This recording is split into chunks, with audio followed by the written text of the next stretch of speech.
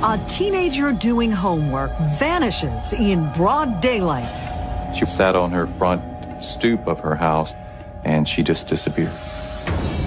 A desperate search. Then, a gruesome discovery. Sophia had been murdered. It was a total loss of innocence in this county.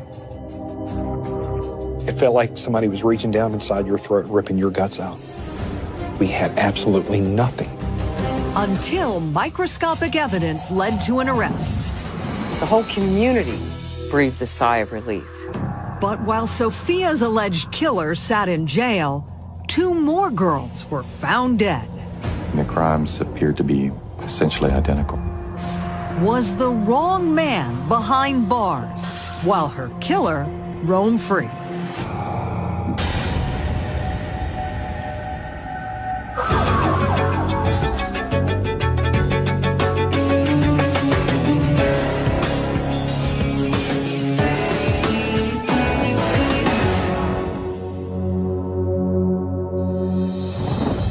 Tonight, we're on the case in Spotsylvania, Virginia, a small community halfway between Washington, D.C. and Richmond. The town became the setting for a terrifying mystery when a teenage girl vanished in broad daylight. Her disappearance was the beginning of a nightmare that would last for years. Spotsylvania was a sleepy little town. The kind of place where children played in their front yards without a care in the world. Violent crime was unheard of. That is, until September 9th, 1996, when police got a call from a frightened mother about her missing teenager. She had disappeared while doing her homework. Her daughter was missing. There was no sign of her. The last time that she was seen, she was on the front porch of her house. Her parents told police a terrifying story. Their 16-year-old daughter, Sophia, had gotten home from school that day and checked in with her older sister inside the house. She fixed herself a snack and went outside to study. She went out and sat on her front stoop of her house to do some homework and perhaps listen to the radio, and she just disappeared, vanished. It didn't make sense that she had just off and left and not said anything to anyone. But again, there could have been that possibility that maybe she did, and she's going to come back. She's going to be, she's going to come back home and everything's going to be fine. As the hours went by, we were worried. We were worried. By the time the Silvas called police, they had already checked with all of their daughter's friends, and none of them had seen Sophia. The Silvas were a very close-knit family, and they knew their daughter Sophia very well. When she wasn't at home when she was supposed to be, they knew something had to be wrong. When investigators arrived at the Silva home, what they saw on the porch could have been a snapshot taken on a normal afternoon. The only thing missing from the picture, Sophia. There was no sign of a struggle. Her book bag and open notebook sat undisturbed. It was sitting right at the front door, along with a grape soda, where she was sitting out doing her work. Sophia's sudden disappearance didn't make any sense. She was a responsible girl, loved by everyone who knew her. My wife actually taught her in 4th grade. Now, she was a beautiful child, an excellent child, and a good student. No, it was totally unlike her. She never went off without saying something. She never came home late. She was a very good girl. They knew right away that they had to start looking for her because she was not safe any longer. Investigators went door to door around Sophia's neighborhood. A number of people had been at home that afternoon, but no one remembered seeing anything out of the ordinary. It was very frustrating when we started wondering, did she just go off with somebody? For someone to take someone with people playing in the roadway, just a few houses down. Neighbors out in their yards working. Pam inside the house. And not to hear a scream, a car speed off, just not to hear anything. It's like she just vanished. No one heard anything. The next day, police mobilized a huge team and used every possible resource to find Sophia. There was an all-out search. We had made flyers. We had ground search teams checking the woods. We had helicopters. We also put divers in the water to check these ponds in the area. And each day that passed without a lead made investigators more certain that Sophia had been the victim of foul play. For 5 weeks, law enforcement followed up on leads, chased down clues, looking desperately for poor little Sophia. They couldn't find her anywhere. It felt like somebody was reaching down inside your throat and ripping your guts out. You were spinning your wheels every day. You thought every day, okay, today's going to be the day. Today's going to be the day. It was so frustrating because we had absolutely nothing. Then, on October 14th, a call came in from a neighboring county. As workers tried to clear obstructions from a stream that was flooding, they made a gruesome discovery. When they went down there, they found a bundle, and that bundle had painted toenails sticking out of it. And they knew right away it was a person. When Detective Lunsford heard that the body of a young girl had been found, he headed to the heavily wooded creek bed, fearing the worst. I saw a lot of people with their heads down. I saw people shaking their heads. I saw investigators that I've known for years crying. Because we knew that it was going to be her. She was the only one in the area that was missing. And in your heart of hearts, you just knew. You knew. Sophia's body had been found, wrapped in a blue moving blanket and tied with rope. It had been dumped in the creek weeks before. When the police found Sophia's body, they realized right away from the way her clothes were on her body that although she was completely dressed, she had been disrobed and redressed after she was dead. She'd been then wrapped in a blanket, like a moving type of blanket, and tied together with rope. Her body was just discarded off the road just a few steps in this messy water place. Dental records confirmed what investigators already knew. The victim was 16-year-old Sophia Silva. The medical examiner couldn't determine an exact cause of death because her body was so badly decomposed, but he gave detectives a time frame for her murder. The medical examiner came to the conclusion that she had been there at least 4 weeks and up to 5. So it was very possible that she'd been held captive for a day or two, but certainly nothing more. Detective Lunsford now had the grim task of breaking the news to Sophia's family. When I pulled up, I didn't have to say anything. Everybody just started embracing each other. Sophia was dead, the victim of a sadistic killer. Detective Lunsford had known Sophia and her family for years, but now he had to put aside his personal feelings and hunt down her murderer. I had to make a decision to bury that emotion. Just get rid of that emotion and do what I needed to do to find the person that killed her. That's what I focused on. Now it's game time. It's time to find the person that hurt you, Sophia, and I'm going to do it.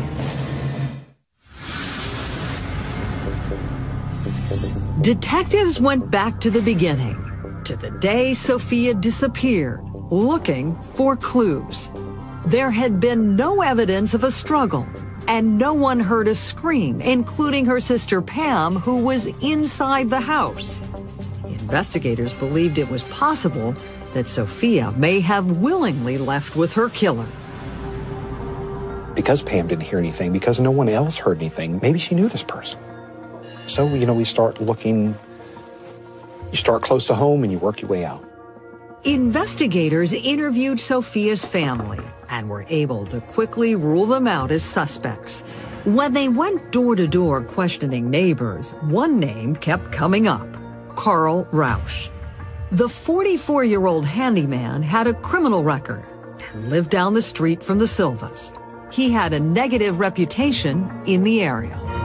He was known to drive around the neighborhood in an old van and kind of leer out the windows at girls and children. Several neighbors told police they had seen Rausch talking with Sophia just days before her disappearance. We started looking at Carl Rausch, who lived down the street, basically getting information from the person that he was living with, giving us information that he had seen Carl talking to her. He had seen him, as she would, walk in the neighborhood, he'd seen her talk to her. And then when we started talking to Mr. Rausch, he's like, I've never seen her before in my life. I haven't talked to her. But we live 4 houses down. You mean to tell me as she's walking down the street that you've never seen her before? Detectives asked him to come to the station to take a lie detector test. He refused. But investigators were able to obtain a search warrant for his vehicle. I took carpet fibers from the car. I took hair from the car. And there was also like some purple flakes that was in the carpet. Investigators believe the purple flakes may have come from the purple nail polish that Sophia was wearing. They hoped the fibers would be a match to the ones found on Sophia's body. The evidence was sent to the crime lab in Richmond to be analyzed. They took those items from her and the items that I collected and examined them for comparison. Detectives then went to the apartment where Rausch had been living at the time of Sophia's abduction. There were similar type moving blankets that were used that Sophia had been wrapped in, and also some twisted, almost like a hemp type rope. For investigators, it was all starting to add up. Then, Detective Lunsford got the call he had been waiting for from the Virginia Crime Lab. I'll never forget that call. The examiner called me. She said, I've got good news. I was like, okay. She said, all the items match. We were like, here it is. We're done. We're done with this person being able to ever hurt another girl in our county. We've got him. As far as investigators were concerned, it was a slam dunk. They had their killer. Carl Rausch was indicted for the murder and abduction of Sophia Silva. As prosecutors began to build their case against him, Rausch was picked up and placed in jail on an outstanding warrant. He jumped bail on a felony shoplifting charge, and he pleads guilty to that charge and signs up for a year in prison without parole. He was arrested, but on another lighter charge. They didn't immediately charge him with murder because they didn't have to. They could keep him locked up on this shoplifting charge while they investigated and made sure they had enough evidence to convict him. With the presumed killer behind bars, Spotsylvania once again began to feel like a safe place to live. When Carl Rausch was put into jail, the whole community breathed a sigh of relief.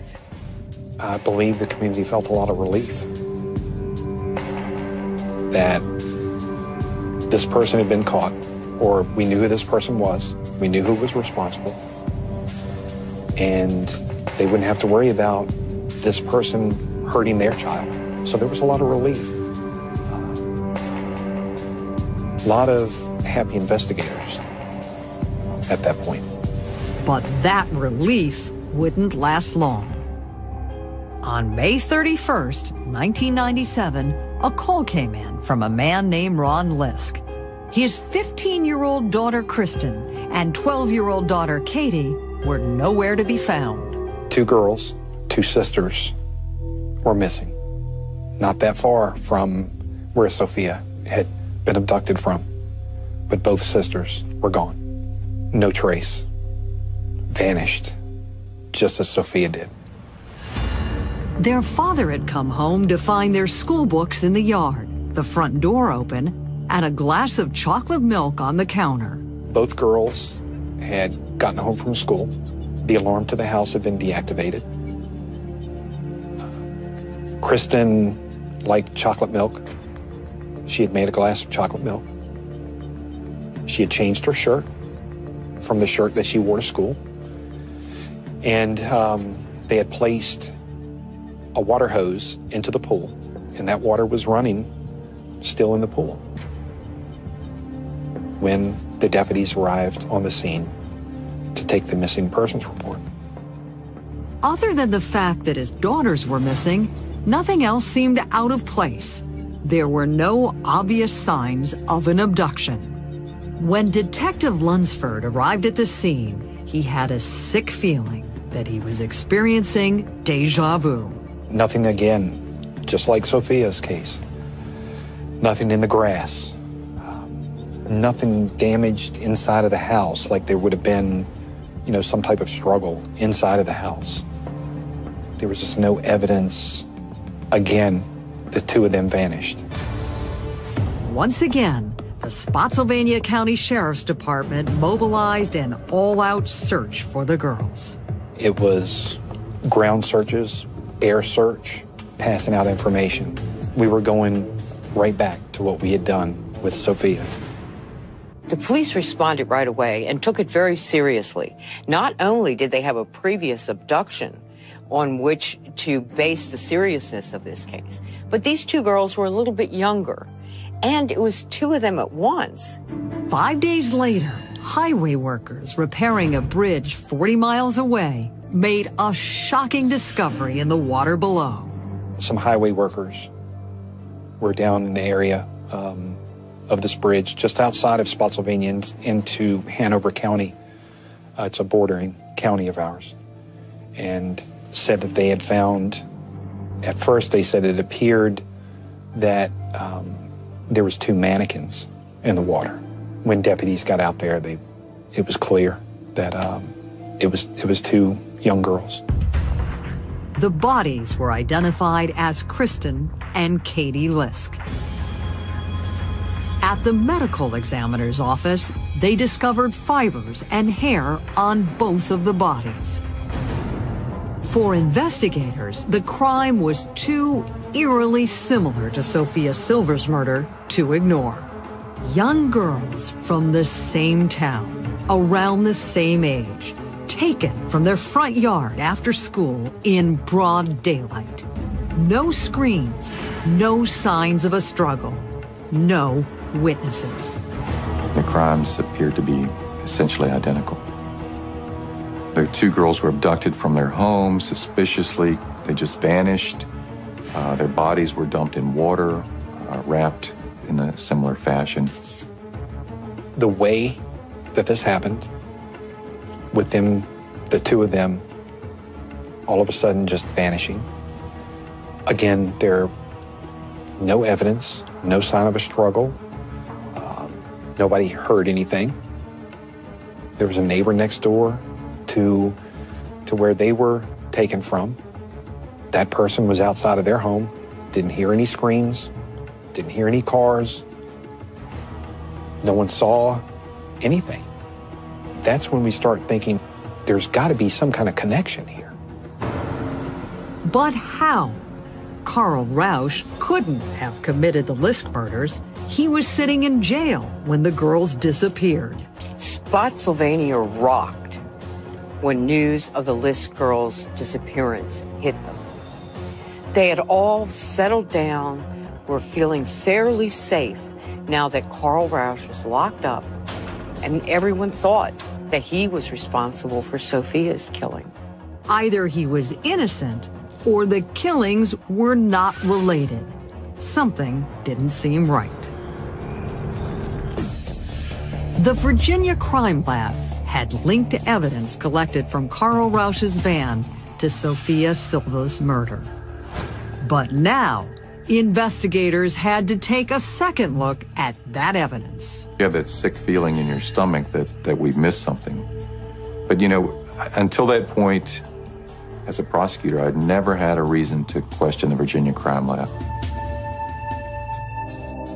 The fiber samples were sent to the FBI for re-examination. A month later, the FBI reached a shocking conclusion. The news that we received from the FBI lab was that the evidence that we had from Carl Rausch was in fact not a match. Didn't match anything. There was no match at all between Carl Rausch and Sophia Silva. No forensic connection between the two. It was devastating news. The state examiner had made a huge mistake. It was kind of flabbergasting. I mean, again, I'd never seen a lab mistake, much less one like that before. The lab analyst for Virginia had developed what's called tunnel vision, and she had seen evidence that just wasn't there because she wanted to solve this crime so badly. The unbelievable turn of events sent investigators back to square one. The case that once appeared to be solved had to be reinvestigated all over from the beginning. It feels like the wind's been knocked out of you. You no longer have anything.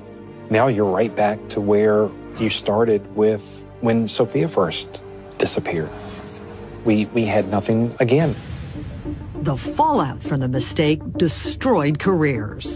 The analyst from Virginia's crime lab was fired, and Spotsylvania County was left to deal with the aftermath of falsely accusing a man of murder. Even before I could react, Sheriff Knight had scheduled a press conference to announce on the courthouse green that we made a mistake, that Carl Rausch wasn't the guy, and that the charges against him were going to be dropped. The examiner was wrong in the evaluation of the Silva case evidence as it pertains to Mr. Carl Rausch.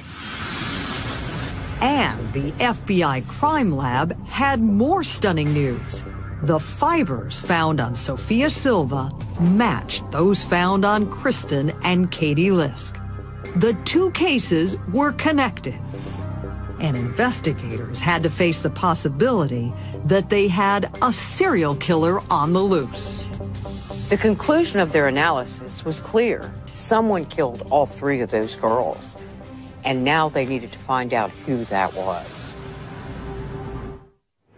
Detectives were back at square one, and you could feel the fear throughout the community. Everybody was on edge because this person had gotten away with 3 murders, and you're wondering where he's going to rear up next. Where's the next one going to happen? Because with these type people, you just know it's a matter of time. From that point on, parents in Spotsylvania County never let their children out of their sight. Children couldn't play alone. They couldn't go outside and play without adult supervision. It was a total loss of innocence in this county. Investigators from Spotsylvania, the state of Virginia, and even the FBI banded together to form the Silva Lisk Task Force. Police followed lead after lead after lead, and none of them went anywhere. They were coordinating investigations with investigators all over the country, people looking for similarities between the crimes in Spotsylvania, the crimes as far away as the state of Oregon, down in Florida, up in New England, trying to figure out where they could find whoever it was that was doing this. That person that we knew we were dealing with was a calculated serial killer. I mean, he was cunning. He planned. He calculated things. He wasn't stupid. and he wasn't going to do anything stupid. He knew what he was doing, and he was good at it. As the months turned into years with no arrests, Detective Lunsford began to accept the terrible truth.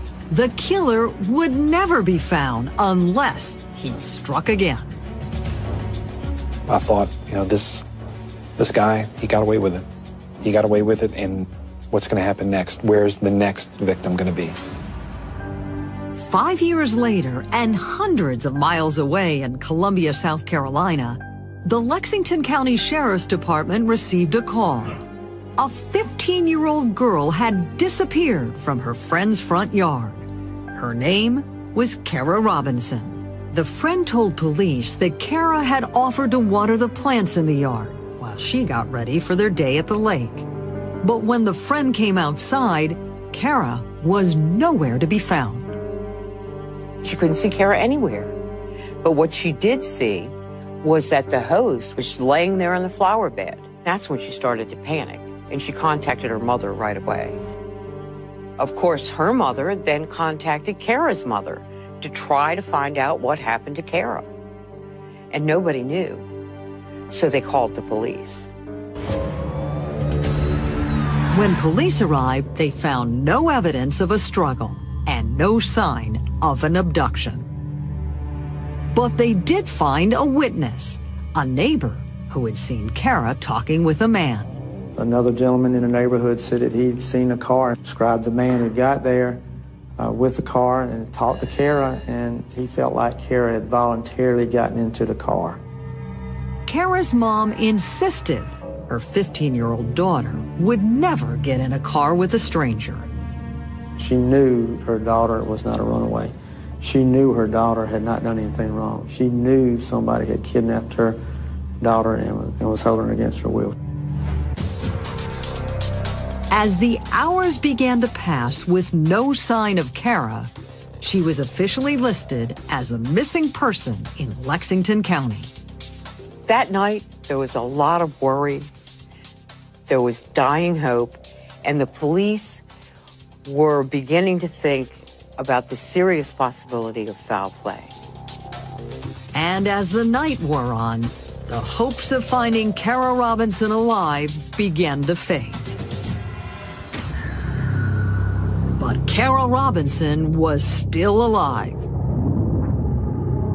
She was trying to survive a nightmare that began when she was outside her friend's house watering the plants.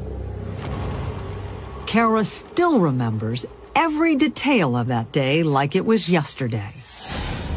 I noticed a car on the way out of the neighborhood. It's a Trans Am. I was like, God, I like that car. I wish I could have one like that. And didn't think anything else about it. When the car circled back and pulled into the driveway, Kara wasn't at all suspicious. When the driver got out, he appeared to be perfectly normal. He was just your average, everyday guy. He was, you know, clean cut. He had on a baseball cap, but it wasn't pulled down low over his eyes. Just normal, everyday, middle-class, white American male. Just nothing scary about him. Kara says the man approached her and asked her if her parents were home. He walked over to me.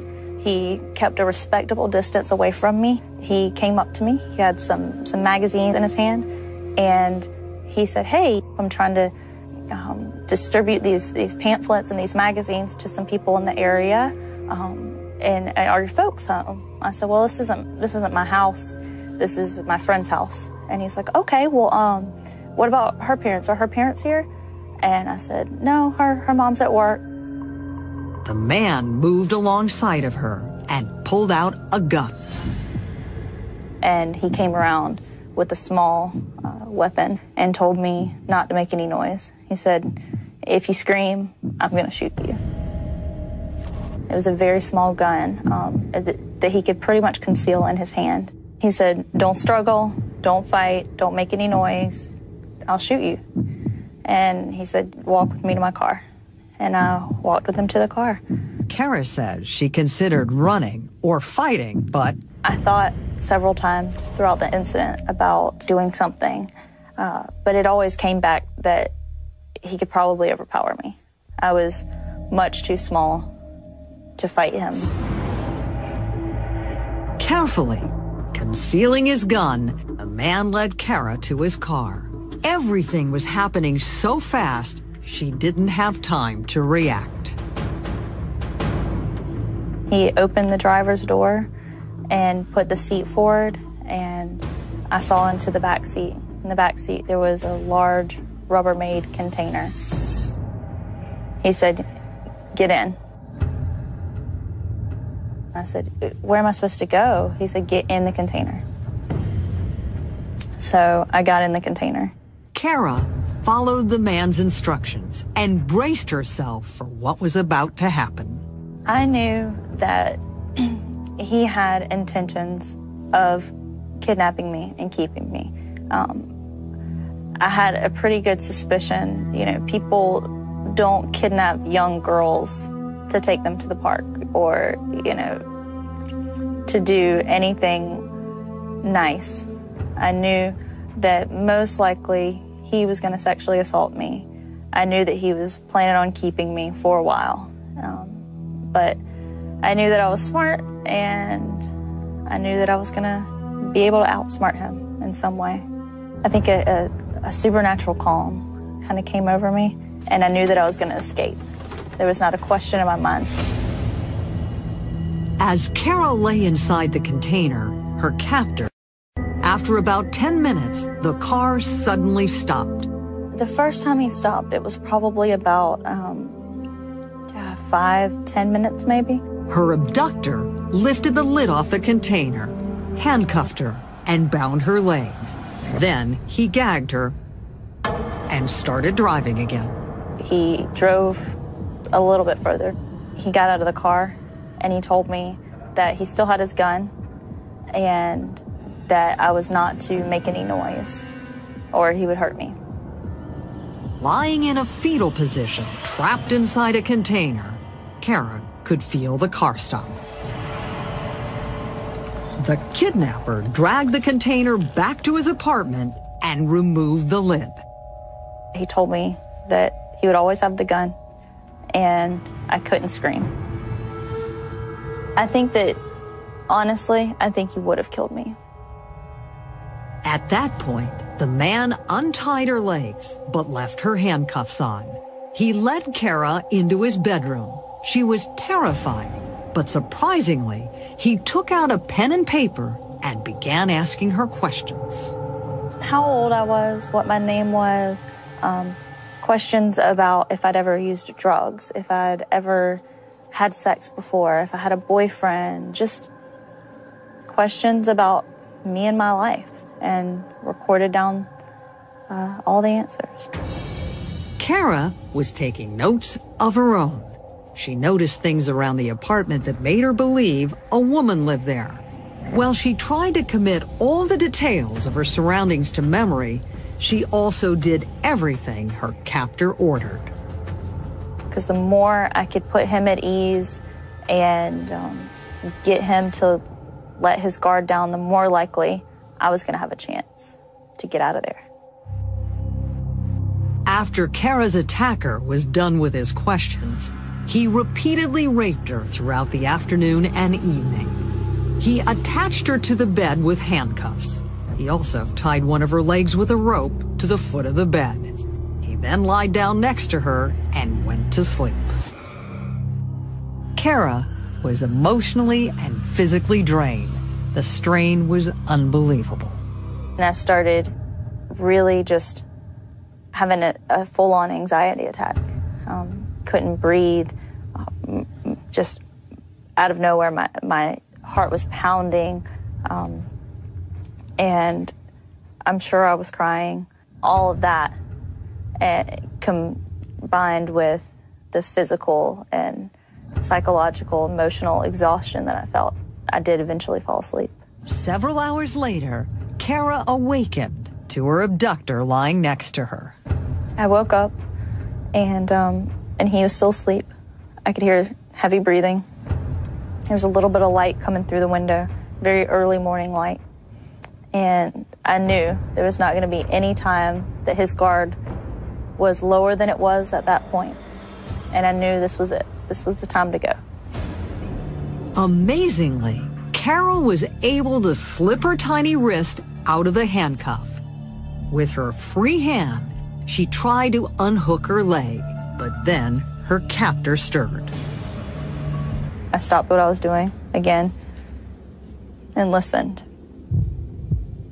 And he was still breathing heavy, still asleep. So I kept on going. Eventually, I was able to unhook my leg from the bed, and at that point, slowly slid out of bed. Once out of bed, she found her shorts and one of her attacker's t-shirts. Quietly, she moved towards the front door, but when she got there, the way out was blocked. Front door was kind of in an alcove, and inside of that alcove was a coat closet. That rubber container, plastic container, was sitting in the alcove, and things were kind of falling out of the closet, so it was blocking the doors. Kara knew it might be her last and only chance at survival. I kind of steeled myself and took a deep breath and said, "This is it. This is the time." I knew every single thing that I had to do was going to make noise. I was able to push the vacuum cleaner that was hanging out of the closet into the closet and open the door all at the same time. And so I did all of that and ran. She ran for her life through the parking lot in front of the first car that she saw. There were two men in the car, and I ran out in front of the car, and they stopped. I went up to the passenger side, and I said, I was kidnapped, I was sexually assaulted, I still had the handcuffs hanging from my wrist. I held them up while I was talking to them and showed them to them, and they said, "What do you want us to do? What should we do?" She pleaded with them to take her to the nearest police station. But before they left, Kara pointed to the apartment she had just escaped from and said to the men, "Remember that door." The men drove Kara to the Richland County Sheriff's Department to tell her terrifying story. She's got handcuffs on her. You can tell something's going on. And she tells us that she's been kidnapped and sexually assaulted. As the investigator began interviewing her, she recounted every detail of the 18 hours spent with her kidnapper. It was like memory dump. I had to get everything out. So I remember this, and he's writing it all down. I had the handcuffs. I had the leg restraint still on my leg at that point. I don't think they had any choice but to believe me. We were just totally amazed that she was able to go through what she did, and the survival instincts and that will that she had within her to escape and to play him. She realized what she had to do to survive. All the time she's planning, how am I going to escape? What am I going to be able to do? That was the survival instinct that she had, and it worked. And when the moment came that she had an opportunity to escape, she did it. Investigators found the missing persons report Kara's mother had filed the night before and immediately notified her that her daughter was safe. I heard her on the phone. He said, "Miss Robinson, we have your daughter." And I could hear her on the phone. I could hear her say, "Kara, you have Kara?" And I could hear her voice. It's just filled with more emotion than I've ever heard in anyone's voice. And I knew at that point that I'd done it, that I'd gotten away. Police focused on finding Kara Robinson's abductor. The men who had rescued the 15-year-old told investigators they had found Kara in the parking lot at the Crossroads apartment complex. Detectives brought Kara back there, hoping she could tell them which apartment she had escaped from. She couldn't exactly tell which apartment. She felt like we were in the right place. She recognized where she ran out. The guys also said this is where we picked her up at, but she didn't know exactly which apartment it was. But Kara did remember the car her attacker drove. Investigators questioned the residents of the apartment complex, hoping to connect the vehicle to someone who lived there. We knew what car he'd used. And we asked, did anybody drive that car? And somebody said, yeah, the gentleman who lives in this apartment here has that type of car. The man's name was Richard Mark Evonitz. Police were surprised to learn the man was married. Neighbors said he and his wife lived in apartment 301, and Evonitz had left in a big hurry earlier that morning. We started doing background on him. We started looking for him. Detectives sent out an all-points bulletin for Evonitz and put a trace on his cell phone. They were able to track the phone to a motel about an hour outside of Columbia, South Carolina. We went there, and we were about 2 hours behind him. He left before we got there. An interstate manhunt was launched, but for days, Evonitz managed to elude authorities. Then, a member of his family gave investigators a critical tip. His sister said Evonitz had asked her to meet him at a pancake house in Bradenton, Florida. Police staked out the location. He was actually across the street hiding and watching, and he saw law enforcement. Evonitz took off, but authorities were quickly in hot pursuit. The high-speed chase went on for miles until police were finally able to corner him. They blew his tires. He still kept going. He's going down the highway, sparks flying, rims hitting the road, and he was staying ahead of them until he tried to cross a median strip, and he's surrounded. Police were moving in to arrest Evonitz when he pulled the gun.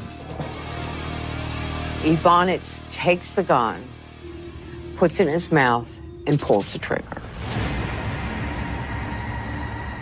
Kara Robinson heard about her attacker's death in the safety of her South Carolina home. I felt a little cheated for a moment.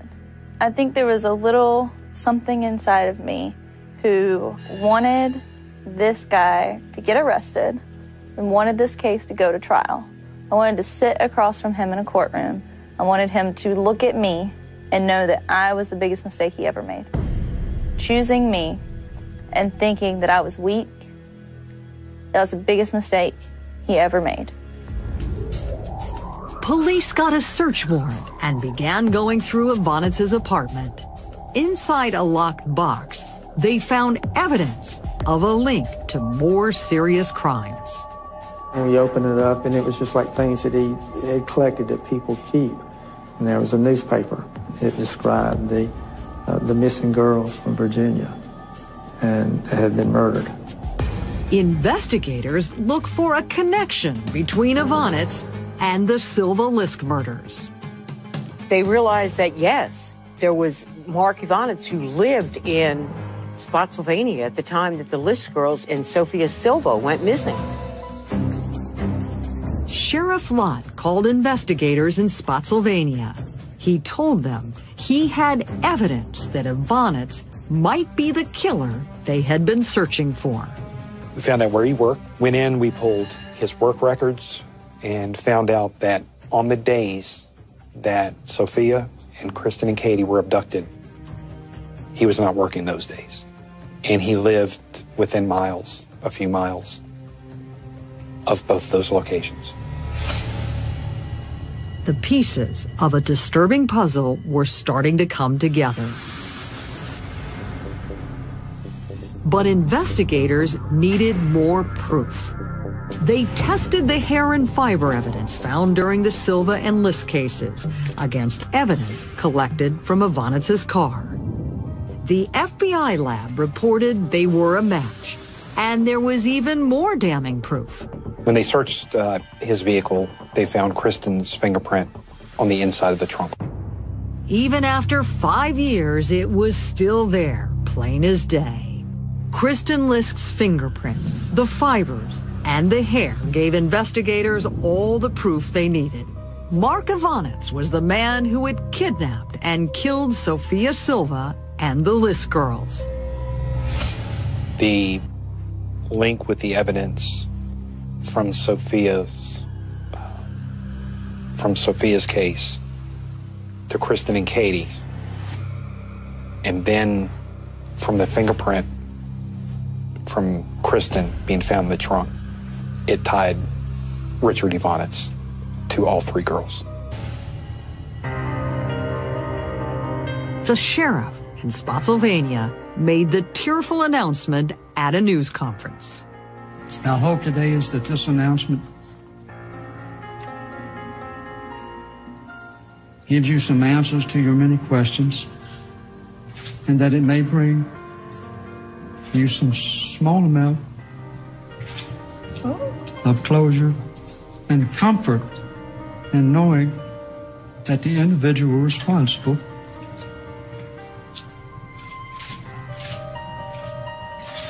has been identified and is no longer in a position to harm anyone. Spotsylvania's long nightmare was finally over.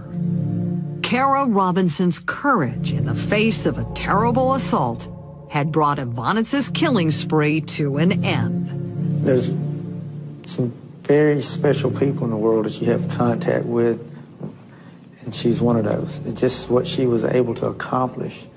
You know, you don't see adults be able to do this, and here she is, a 15-year-old young girl who just the courage and the will to survive that she had, it just made her special. Even though it had killed itself, he could have still had control over her the rest of her life if she would have allowed it, and she didn't. From day one, she was not going to let him take her life away. But Kara refuses to see herself as a heroine or a victim. She has become a police officer and believes her story can show others how to overcome the traumas of violent crime. I think a survivor, that is a word that says something happened to you, but you were strong enough to overcome it. I'm going to take that bad thing that happened, and I'm going to take the positive away from it. I'm going to take it, I'm going to learn, I'm going to grow, I'm become a stronger person. I'm going to become a better person because of what happened to me. Kara doesn't believe Mark Evonitz abided by the law during the 5 years between the List murders and her abduction, and fears he may be responsible for other unsolved crimes. She hopes that going public with her story convinces anyone with any information about other attacks to contact police. Join us next time when we're back on the case.